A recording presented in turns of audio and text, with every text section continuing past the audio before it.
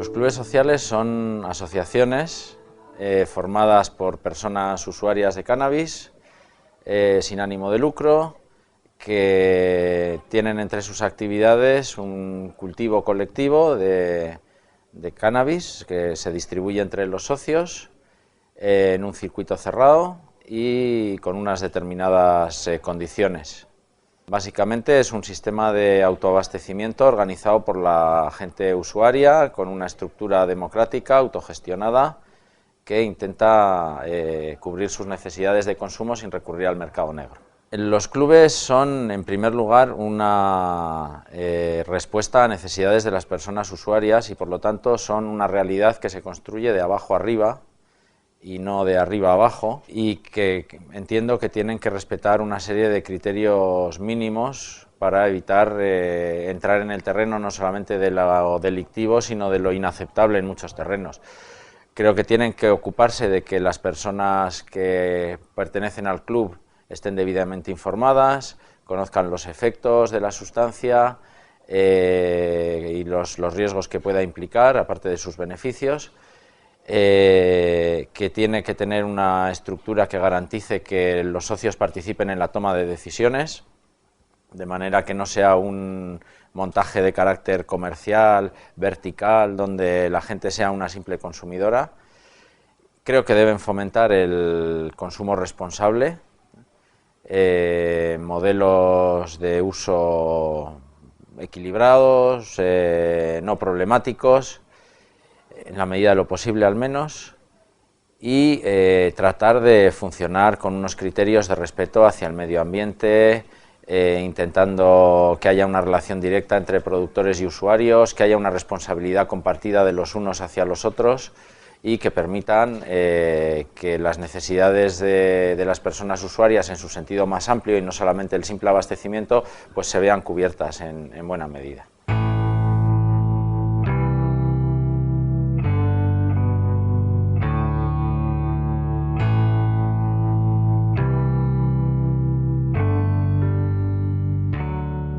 Las asociaciones de personas que consumen cannabis ha madurado como movimiento hasta el punto de que ha conseguido construir un modelo viable y asumible por parte de los políticos como alternativa a las políticas actuales. A partir de unos talleres, unos diálogos y tal, se ha conseguido unificar los diferentes tipos de asociaciones que hay, que en España básicamente son tres, aunque hay dos federaciones. O sea, por una parte está el movimiento canábico, por otra parte está el movimiento de personas que consumen drogas inyectables y por otra parte, aunque muy minoritario, están las organizaciones que trabajan en el mundo de la fiesta o de drogas de diseño. Hasta ahora estos tres movimientos, estos tres tipos de organizaciones trabajaban de manera muy parcelada. Y a lo largo del último año, gracias a este proceso, gracias a que hemos tenido financiación para juntarnos y a que ha habido una voluntad por parte de todos de poner en común nuestros problemas, nuestras dificultades, nuestros retos y nuestra voluntad de trabajar juntos, se ha conseguido llegar a unos puntos en común y a una decisión de avanzar hacia un documento de consenso.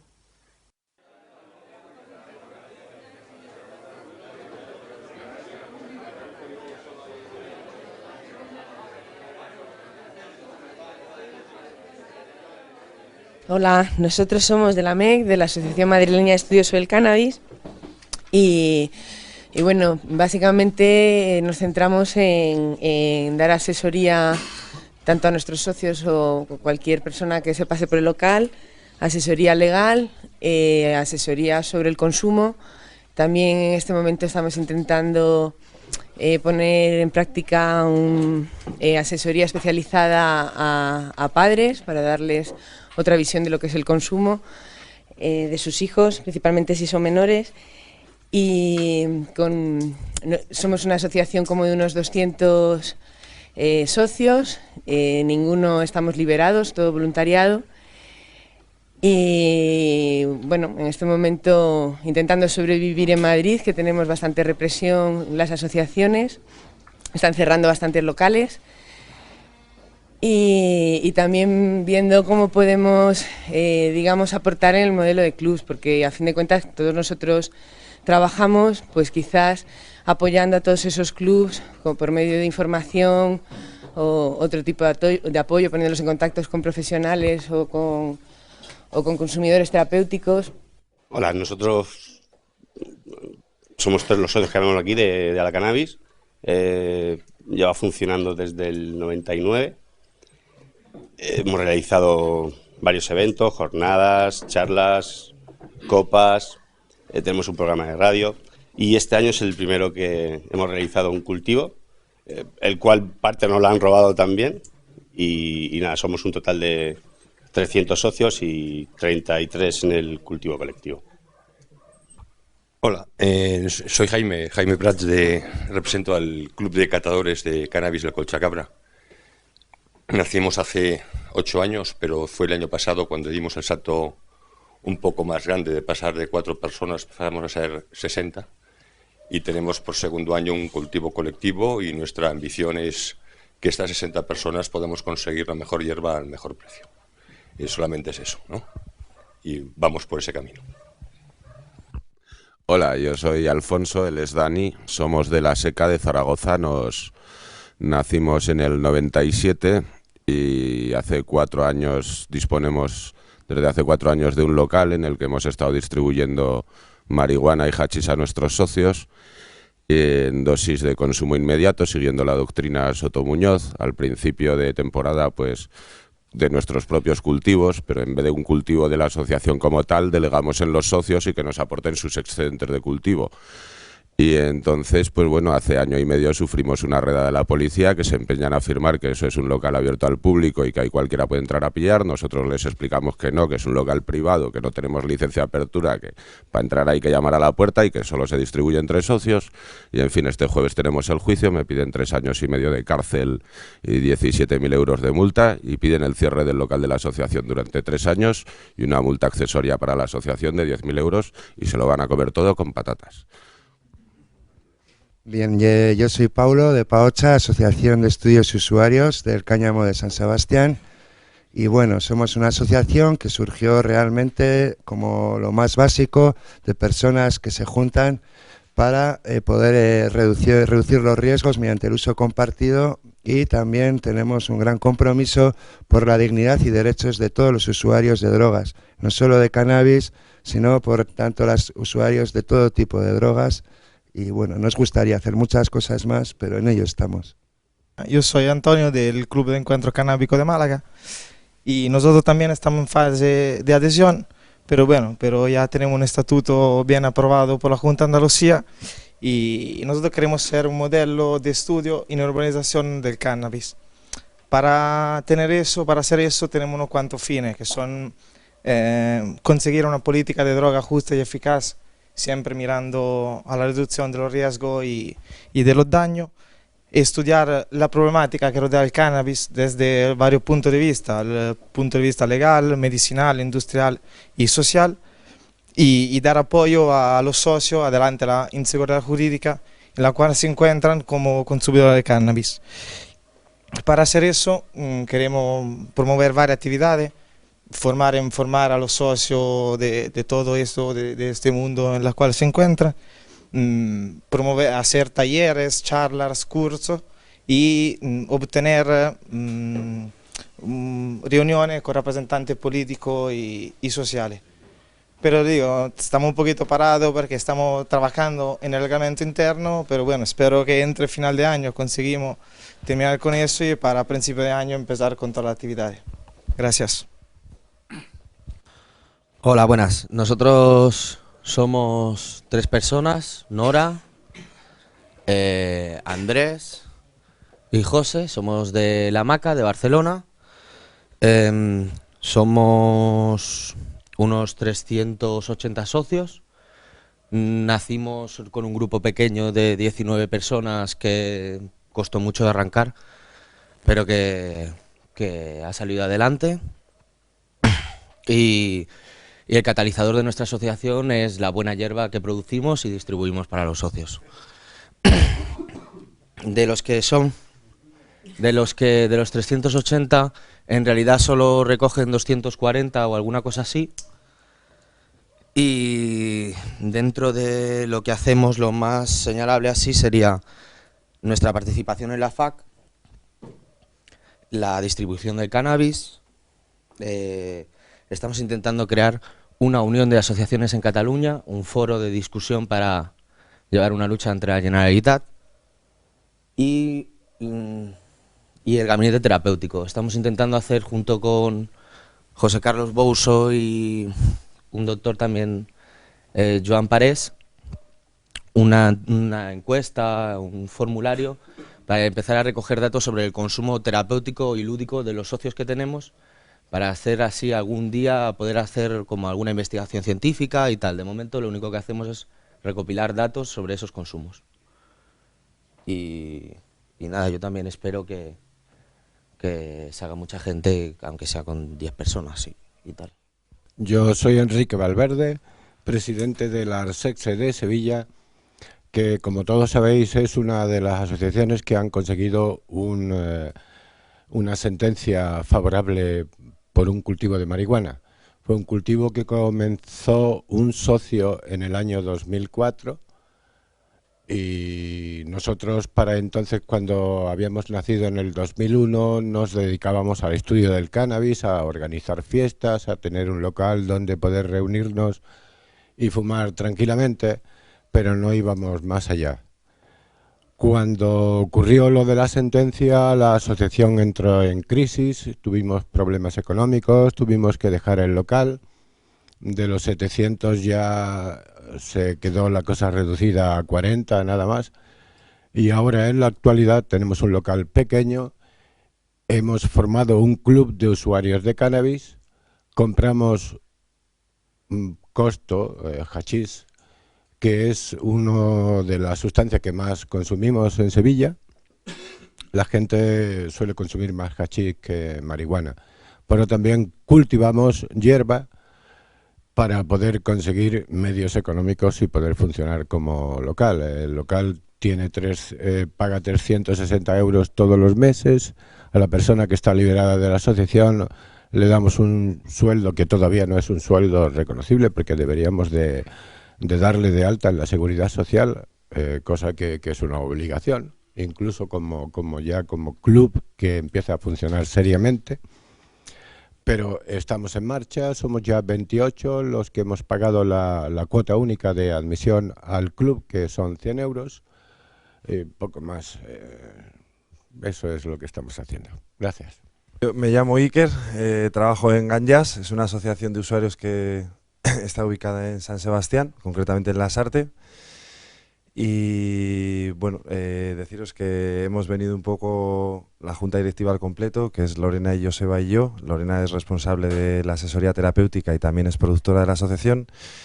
Y Joseba es secretario y pues eso, me acompaña a mí en la gestión de la asociación desde el año 2002, que nos formamos o nos surgimos también como grupo de cultivadores en una situación de indefensión, pues creamos los estatutos para poder seguir haciendo nuestro hobby de una manera más estable. Con el tiempo, a través de mucha investigación, acción, es decir, a través de trabajar mucho sobre la base de campo con muchos usuarios, hemos podido ir investigando y ya desde el año 2005 trabajamos con un programa de reducción de riesgos en el que se integran todas nuestras actividades enfocadas a que haya una reducción del riesgo más directa y podamos concienciar a los usuarios.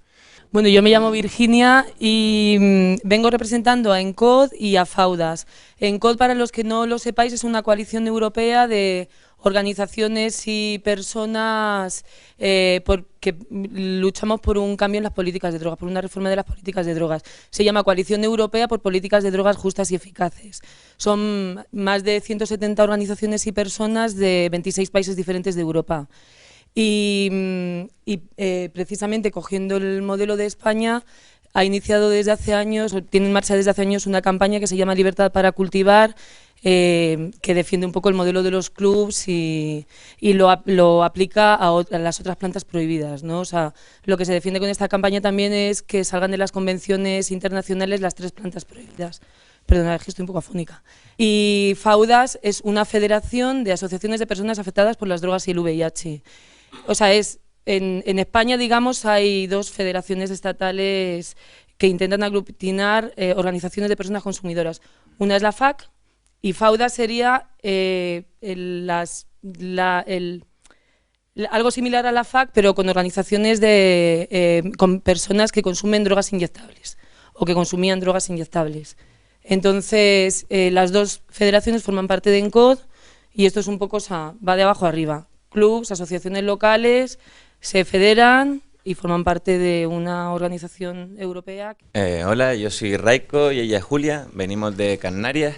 No estoy muy seguro de cuál fue la fecha que empezamos, así que llevamos 7 o 8 años, no estoy muy seguro exactamente. Y bueno, nosotros somos asociación de consumidores y usuarios, hasta ahora no hemos hecho ningún cultivo colectivo. Teníamos un foro en internet que bueno, por nuestra limitación geográfica allí pues era necesario para poder coordinarnos entre islas. Y mediante el foro pues llegamos a mucha más gente, aparte de nuestros socios, ¿no? Y ahí un poco pues ayudamos en labores de autocultivo, ¿no? Enseñamos un poco a la gente, tal, ¿no? Y un poco reducción de riesgos también tratamos un poco ahí, ¿no? Enseñamos a la gente un poco a hacer las cosas como se deben de hacer.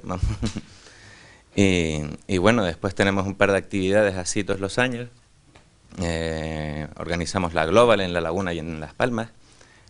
También organizamos San Canuto y luego nuestra fiesta anual, que es el Beñesmer, que es la semana que viene y lo pueden ver en internet en directo en taifresh.es. y bueno, y con el tema de los clubes vamos a empezar ahora. Estamos fundando 3 clubes ahora mismo, uno en Gran Canaria, otro en Tenerife y otro en Lanzarote. El de Gran Canaria es un poco el que está más adelantado, ¿no? Ya tenemos todos los papeles ya legalizados y tenemos un terreno, vamos a empezar a cultivar ya para ver si sacamos una cosechita de invierno medio decente. Y bueno, y ahí estamos, echando para adelante. Soy Chaquín Acosta, trabajo como perito criminalista, me he especializado por temas de la vida y de la trayectoria en temas de cannabis sobre todo, y el informe pericial, pues bueno, parece que es una herramienta que está funcionando muy bien en muchos casos, como el último, el caso de Panjab, y nada, muy agradecido que me habéis invitado aquí y compartir pues mi experiencia de estos años en el diseño de todas estas inquietudes y nuevas puestas en práctica a la hora de desarrollar un poquito más el activismo. Y sobre todo felicitaros porque la verdad llevaba desconectado un poco del tema activismo como 5 años, que parece que hubo como un stand-by, y con esto de los clubs parece que está recuperando un poquito la chispa y con nueva sangre. Me llamo Ricky, vengo de la asociación AILACET, asociación de usuarios y usuarios de drogas por la reducción de riesgos. Ese es nuestro nombre. Trabajamos en la prevención y en la gestión de placeres y riesgos, ¿vale? El público al que nos dirigimos, aparte de todo el colectivo, las personas usuarias que estamos dentro del colectivo y el trabajo que hacemos allá y demás, pues en general nos estamos dirigiendo a personas jóvenes. Comenzamos en el 2002 yendo a discotecas con 4 testadores colorimétricos a ver qué es lo que pasaba, ¿no? Y esto es un poco un batiburrillo de datos que tenemos en cuenta a la hora de evaluar los proyectos. Sexo y edad de la gente atendida, el tipo de información facilitada, ¿no? También lo mismo en el servicio de análisis, muestras analizadas y resultados. Esto incluye el número total de muestras, esto incluye los cortes o adulterantes, los diluyentes, y en el caso de las muestras que hemos enviado al laboratorio, los porcentajes de pureza y todos los componentes de la muestra. Tipo de información facilitada a esto, en cuanto a sustancia, dosificación, efectos a corto, medio, largo plazo, interacciones y demás. Este es muy importante también para nosotros, si analiza por primera vez o no, y también si la muestra que trae a analizar es la primera vez que la consume o no, para luego Preguntar también si conoce algún riesgo o pauta de reducción de riesgos que desconocía antes, porque en la sesión se le va indicando una serie de riesgos que existen en el consumo de esa sustancia y se le va abriendo posibilidades a que minimice esos riesgos. Vale, también se han hecho estudios, estamos haciendo sobre el nivel de accesibilidad de las personas a las sustancias. O sea, tú le preguntas a una persona, vale, tú eres consumidora de cannabis, dime del 1 al 5, ¿qué accesibilidad tienes a esta sustancia? No, pues que fumo a diario, pues tengo un 5 porque lo tengo muy fácil, ¿no? Pues autocultivo, yo qué sé, o hago lo que sea. Pero en cambio, pues igual con la ketamina no tiene tan fácil, ¿no? Pues un poco también ese tipo de estudios, ¿vale? Esto no nos viene así por inspiración, sino que ya hay estudios previos que están trabajando estas cosas y lo están haciendo por encuestas o en colegios o a peña que está trabajando que está en tratamientos de deshabituación o con Proyecto Hombre, cosas de estas. Y dices, pues bueno, el ratio de gente es muy selectivo como el nuestro también, pero nosotros lo queremos hacer con la gente que hace el uso de nuestros servicios, ¿no? También para ver qué datos salen, porque igual salen muy diferentes a los que están publicando actualmente las instituciones. Vale, también nivel de peligrosidad, según personas, ¿no? Algo subjetivo, que cada persona pues dice esto. Y el género, pues cada vez más y prima mucho, ya que es algo que tenemos que hacer porque sí, ¿no? Por el tema de las desigualdades y demás. Y estamos tratando de introducirlo también en los objetivos y en el cumplimiento de objetivos de ILACET. Entonces, pues bueno, las tendencias de género. Sabemos que en general las mujeres se acercan menos a analizar, por ejemplo. Sobre todo si son más jóvenes, menos chicas vienen. Y sin embargo, pues aproximadamente 70% de personas que utilizan el análisis son hombres. ¿Vale? Entonces, primero por qué y luego también queremos darle la vuelta un poco a la tortilla y que se acerquen más mujeres, ¿no? Porque mujeres hay que consumen, no sabemos si en igual proporción que hombres, pero mujeres también hay que consumen muchas veces igual por la forma de la cultura o las normas sociales o lo que sea, pues hay una tendencia a invisibilizar el consumo de drogas en las mujeres. Puede ser, es una teoría que tenemos, pero no. Bueno, el acceso a las drogas también es interesante. ¿Quién tiene mayor acceso, hombres o mujeres? Hay una serie de peligros. En las lonjas se explica muchas veces también. Alguna vez ha salido, van 3 tíos en un coche y una tía, hay control, la sacas o hachís a la tía, ¿vale? ¿Tú vas a asumir eso? O sea, como tía tú vas a asumir eso. Si lo quieres asumir, guay. Puta madre, ¿no? Pero tienes unos riesgos, no lo asumas porque te lo están imponiendo, ¿no? Si tú lo quieres hacer, guay. O sea, pues en cada género hay una serie de cuestiones importantes y tenemos que trabajarlas. Hay una cosa que has dicho que me parece clave, que es el tema de la formación, ¿no? Y que los voluntarios y los colaboradores conozcan la reducción de daños y la sepan aplicar. A mí me gustaría saber cómo hacéis la formación, cómo os planteáis los cursos de reciclaje. Y otra cosa que quería preguntaros a los clubs de aquí y a ILACET, si hacéis algún trabajo juntos o si os planteáis alguna intervención conjunta, porque... Se plantea en función del grupo de colaboradores numeroso, si tenemos, no sé, digamos 6, 8, 12 o 15 colaboradores ya dispuestos a participar en alguna actividad, montamos el curso de formación. Aproximadamente puede ser de 8 o de 16 horas, depende, pero a nivel teórico y luego también práctico lo que es una intervención para que visualicen cómo pueda ser si no lo han realizado. Luego sí que la primera intervención que realizan es como de prácticas, digamos, sin responsabilidad más allá de aprender y de ver un poco el funcionamiento, lo cual no vamos a bajar el nivel de la intervención porque haya una persona sin formarse todavía o sin experiencia, ¿no? Y sobre la segunda que dices, bueno, pues la coordinación es menos de las que nos gustaría tener con colectivos de nuestro entorno. Tenemos colaboración, sabemos un poco pues qué puedan estar haciendo, pero a veces tampoco tendremos que estar mucho más unidos y hacer mucha más presión y trabajar en conjunto. Eso seguro, por el beneficio común de todos y para que se visualice que hay actividad y que hay gente que está en este tema. Actualmente la única coordinación así que podamos tener es en la Comisión de Asociaciones de Consumidores del Gobierno vasco y bueno, pues una oportunidad también para otros colectivos que han nacido, que están formándose o que se están consolidando para que puedan participar ahí y que se visualice eso, que hay gente, ¿no? Y que no somos cuatro colgados como en nuestro día se nos decía a nosotros, va, aquí vienen los drogatas. Pues es que es así, y todavía hace poco se nos decía, ¿no? Va, ya no sois los drogatas de antes. Es verdad, ya hacéis un trabajo serio. Bueno, pues que siempre lo hemos hecho.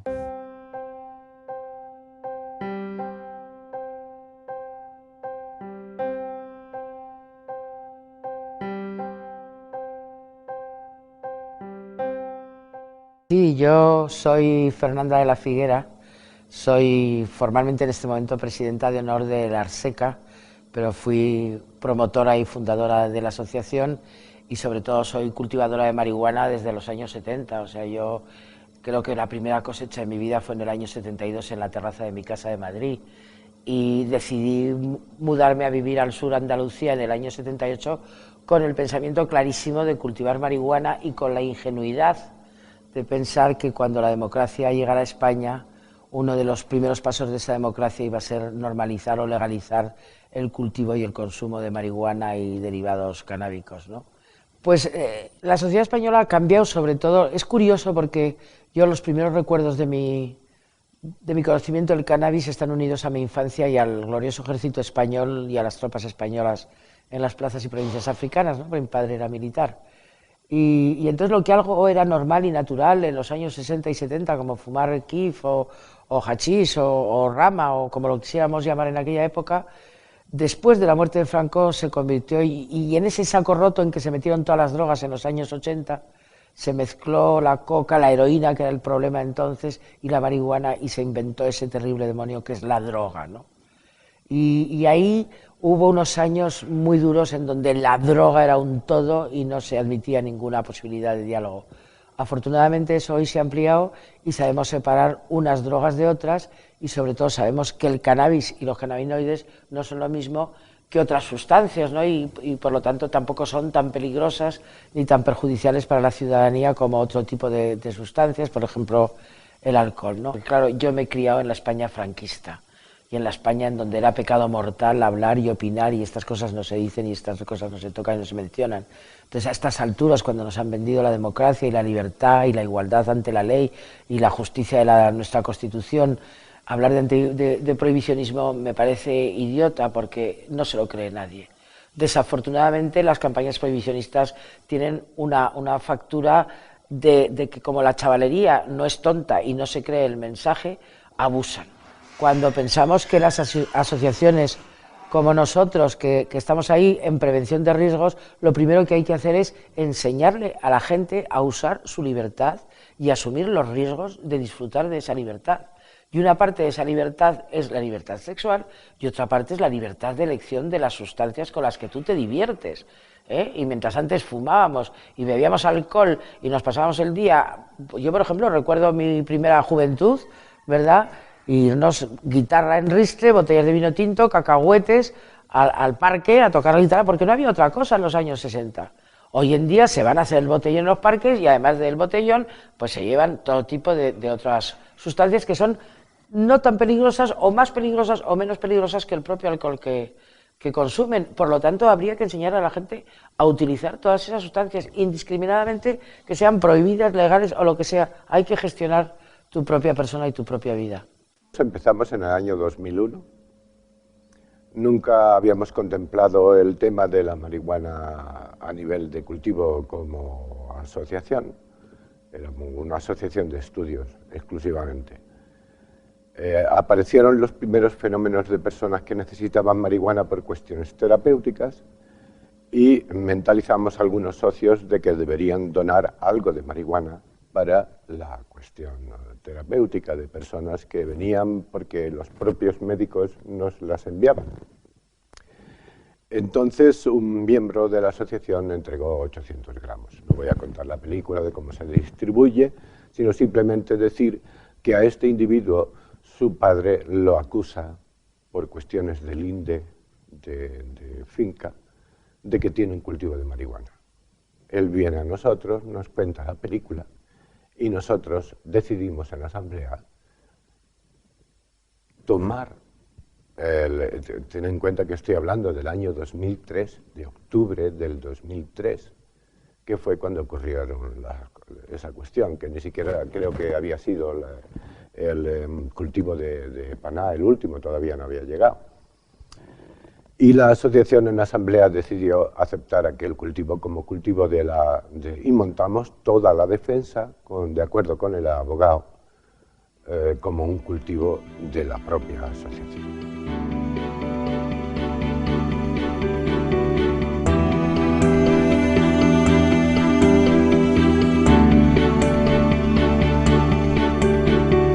Desde el año 2003, pues me dedico a la realización de informes periciales canábicos, sobre todo en casos pues, donde ha habido incautaciones y donde la incautación se ha hecho muy mal, no se han hecho correctos análisis, donde digamos el Estado no ha cumplido todo el rigor científico que se tiene que esperar que cumpla, pues entonces ahí es donde intervengo yo y hago una contraanalítica o un contrainforme más basado en la realidad y se utiliza un poco como herramienta de cara, pues sobre todo, a juzgar a una persona por lo que realmente tenía de cannabis apto para estupefaciente y no de plantas, o de macetas, o de tierra, o de fullaraca, como nos hemos encontrado en muchos casos.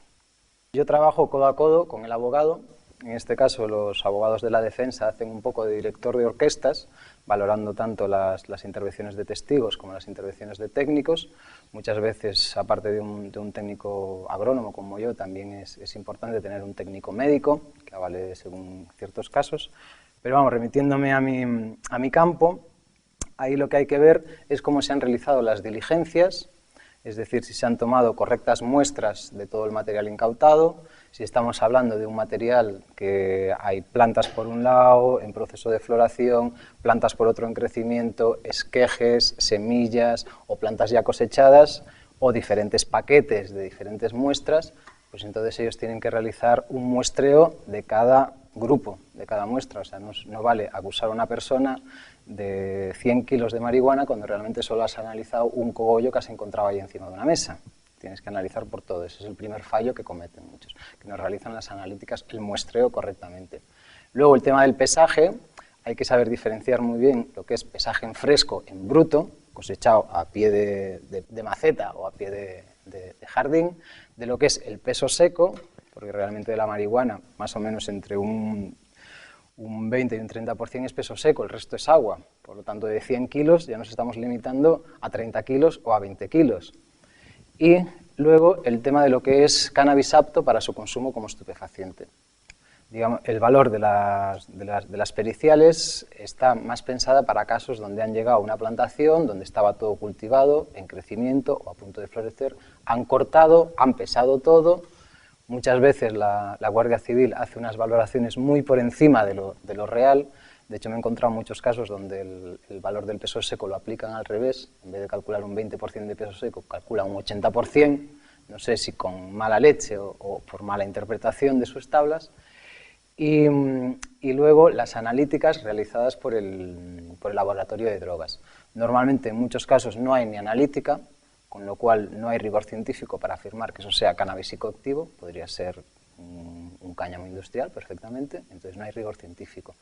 Y cuando hacen analíticas, generalmente solo analizan lo que es el THC, cuando ya desde años se sabe que aparte del THC hay otros cannabinoides, los más importantes son el CBD y el CBN, y eso nos da lo que es el índice de psicoactividad.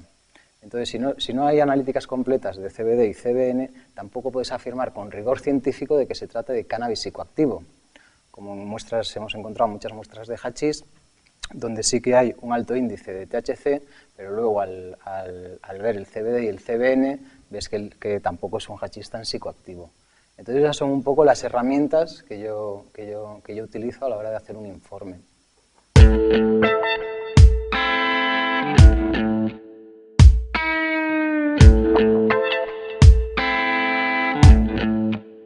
La verdad es que somos muy pocas mujeres en todas las asociaciones, incluido en la mía, y creo que además El hecho de que empecemos, cada vez hay más, y el hecho de que empecemos a participar sirve de atracción a que otras mujeres se integren, ¿no? y trabajen en ellas. Nuestra participación, en general, es muy raro ver a mujeres en los puestos, digamos, más relevantes de la asociación, en los de organización, en los de política, en los de representación de la propia asociación. Nos cuesta mucho meternos, más si no hay otras mujeres. A mí incluso me pasó al principio cuando me metí en el movimiento canábico, porque bueno, notamos mucho lo que es la diferencia de cómo se viven los problemas y cómo se tratan desde el punto de vista masculino y femenino. Y además hay mucho machismo implícito del que no se es consciente. Yo creo que la mujer tiene un papel esencial, que es el de educadora, ¿no? Que es lo que hemos sido siempre, pero de educadora libre, de educadora que tome conciencia de sus propias limitaciones y de sus propias libertades, cosa que hasta antes de ayer no se nos había autorizado a la mujer a ser libre, ¿no? Entonces creo que hay una necesidad de que las mujeres acudan a las asociaciones y se involucren con los movimientos antiprohibicionistas. Y hablo de las mujeres, lo mismo las chavalas jóvenes que se van de party, de rave y de botellón con sus novios, que las mujeres que tienen hijos y están preocupadas por qué consumen sus hijos y por qué van a hacer, que se acerquen a nosotros, a los grupos que estamos ahí trabajando por esto, porque solo la información va a conseguir que la gente sea capaz de utilizar las cosas de una manera razonable y sensata, ¿eh? Y estamos todavía muy pocas mujeres dentro del movimiento antiprohibicionista. Hay algunas por el mundo y quiero desde aquí dedicarle un saludo muy especial a Mishka en Francia y a Mila en Ámsterdam, ¿verdad? Pero hay unas cuantas, hay muchas mujeres hoy en día sueltas por ahí, pero creo que las mujeres tenemos que cambiar la forma de solucionar los problemas en el mundo, ¿no? Hay que cambiar el paradigma del mundo en el que vivimos. Nos falta un proceso de reflexión sobre qué significa aplicar la perspectiva de género y qué significa el género. En muchas ocasiones pensamos que el aplicar la perspectiva de género es contar mujeres, es que vengan más mujeres a las asociaciones, pero no se trata solo de eso. Se trata de que las mujeres que hay y los hombres participen de la misma manera, en calidad de igualdad, porque muchas veces, ¿qué pasa con las mujeres que participan en asociaciones? Que cogemos roles de cuidado. Entonces, no es solo que vengan más mujeres, sino a las mujeres que hay y a las que vengan, darles espacios en las estructuras de toma de decisiones de las organizaciones, por una parte. Pero para eso primero hay que reflexionar cómo lo estamos haciendo, asumir que hay algo que estamos haciendo mal, cuando las mujeres que hay no son visibles y cuando las posturas y cuando la manera de funcionar es muy masculina. ¿Cuál es la forma masculina de participar?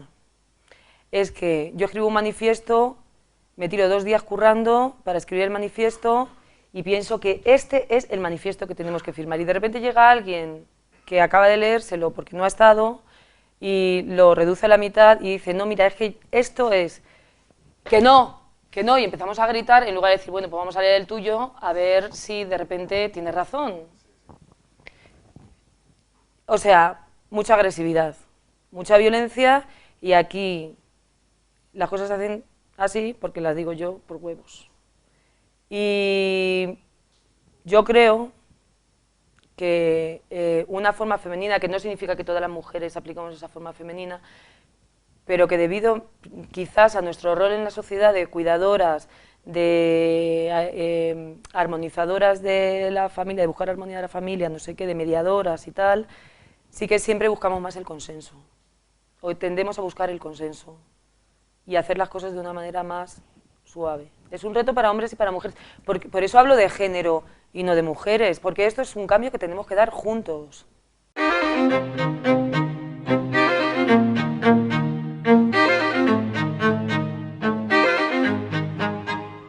Yo vengo de San Sebastián, pertenezco a PAOCHA, Asociación de Estudios y Usuarios del Cáñamo, asociación que surgió como asociación de base por unión de consumidores, por su propia historia y necesidades, pudiendo aprovecharse del consumo compartido, del uso compartido de la marihuana para la reducción de riesgos. Desde joven soy usuario, desde que tengo 14 años, de todo tipo de drogas, he sido politoxicómano, lo he vivido en la piel a todos los niveles y estoy siempre por la labor de romper ese mito de que del cannabis pasas a la heroína y de que te conviertes en un yonki, tanto a nivel de usuario como un yonki social. Eso para mí es una prioridad a romper. Pienso que no es una realidad, sino que simplemente es derivado de la política represiva y de la situación a la que estamos abocados los usuarios de drogas. Socialmente necesitamos ser un colectivo que pueda influir en todo tipo de instituciones y en la sociedad para poder dignificarnos como personas, desestigmatizarnos y poder llegar a normalizar tanto nuestros usos como nuestras vidas y los problemas derivados de esos usos. RCN nació de una reunión carnábica y de unos musas que fueron los buenos humos que nos ambientaban, y simplemente salió como una opción, igual que hubiera salido como asociación, pero con el simple peculiaridad de que nos podíamos presentar a las elecciones, nada más por llamar un poco la atención. Basamos la idea en el funcionamiento del Club de Consumidores de Ganjas y de Panás y los éxitos obtenidos tanto judicialmente como socialmente. Lo ideal ha sido el abrir las puertas a todo el mundo y que pudiera haber un punto de encuentro de todo tipo de consumidores, cultivadores y usuarios de cannabis en general. En Navarra yo creo que se están dando los últimos coletazos de la víbora, que es la prohibición. Están siendo fuertes, pero bueno, aguantaremos los últimos mordiscos. Cada vez somos más, el índice de afiliados aumenta todas las semanas y en las próximas elecciones al Parlamento lo mismo damos la campanada. Bueno, en Navarra ahora mismo tenemos abiertos 2 clubes de cannabis, en Estella y en Pamplona. El funcionamiento podríamos decir que ronda la perfección. Estamos encantados y nuestra idea es en cada gran núcleo urbano de Navarra que haya un club de consumidores. Empezamos en el 2001 con una actividad que fue Amalurra, fue una asociación que empezó con toda la distribución, con los pagos mediante ingresos bancarios, cosa que nunca se había realizado. O sea, fue un movimiento que intentamos que realmente tuviese una fuerza y tuviese una... Por diferentes movidas personales, de asamblea, de lo que fuese, no se pudo llegar a continuar el movimiento ese, y ahora bueno, yo como club hemos montado una asociación para más o menos autoabastecernos nosotros y tener nosotros una constancia y un nivel, pero realmente el tema asociativo habría que funcionar desde una manera mucho más profesional, mucho más interesante y mucho más fuerte. Hay 4 asociaciones que más o menos funcionan, cada uno a su pedo, cada uno a su rollo y cada uno eso. No hay un movimiento asociativo importante en Álava. Debería crearse porque realmente Álava ha estado ahí siempre, ha sido desde Calamudia, desde los primeros, o sea, se han hecho cultivos en Álava cuando igual son de otras provincias las asociaciones y realmente se hacen cultivos en Álava. Y realmente Álava es una potencia fuerte, yo creo, porque hay mucho consumidor, la gente está muy concienciada, se fuma por los bares, no hay ningún perjuicio social, que nadie te mira mal por fumar en la calle. O sea, realmente está como muy bien visto fumar, demasiado bien visto porque no hay una represión, que lo que haría falta ahora mismo sería que la gente se movilizase por un interés común.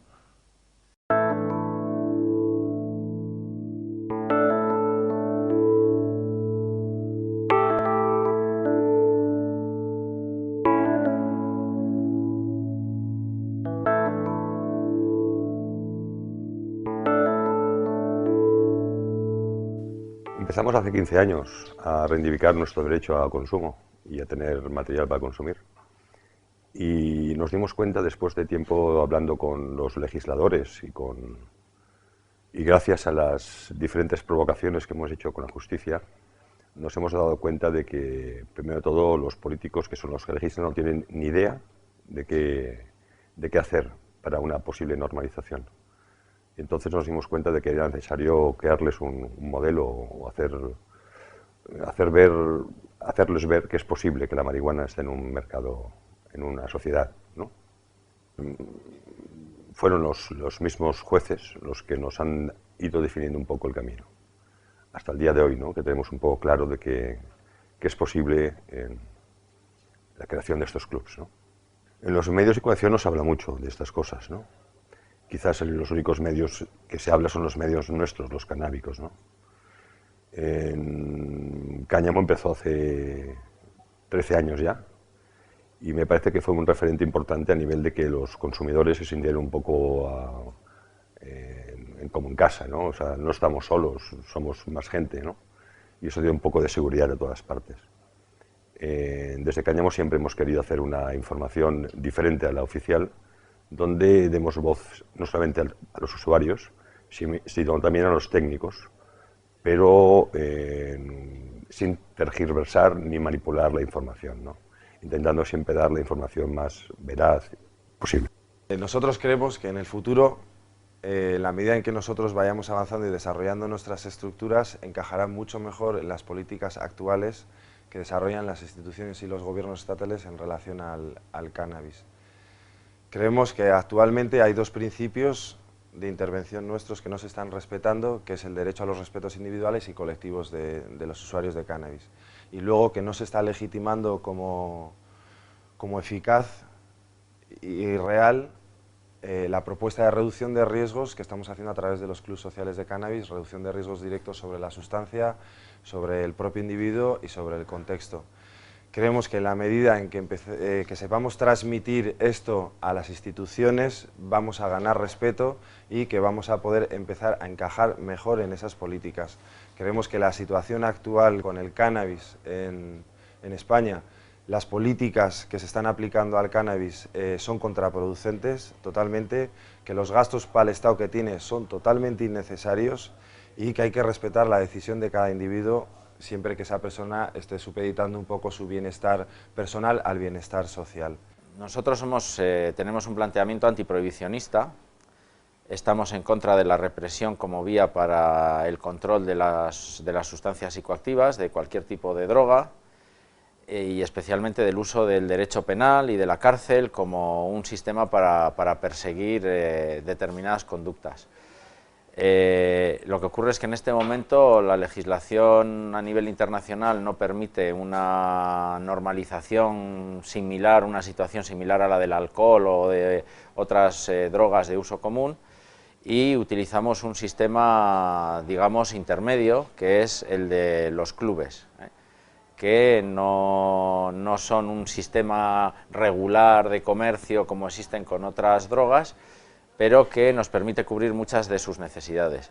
Y de hecho, creo que el modelo de clubes, aunque en principio se supone que es un paso intermedio, sin embargo podría ser un punto final muy interesante porque precisamente evita algunos de los riesgos del mercado, digamos, normalizado de otras sustancias, que es que se paga poco a los productores, que la mayor parte del dinero se lo llevan los intermediarios, que no hay una relación directa entre consumidor y productor y unos no conocen las necesidades de los otros, y el modelo de clubes permite poner en contacto a gente a la que normalmente el mercado separa e incluso enfrenta.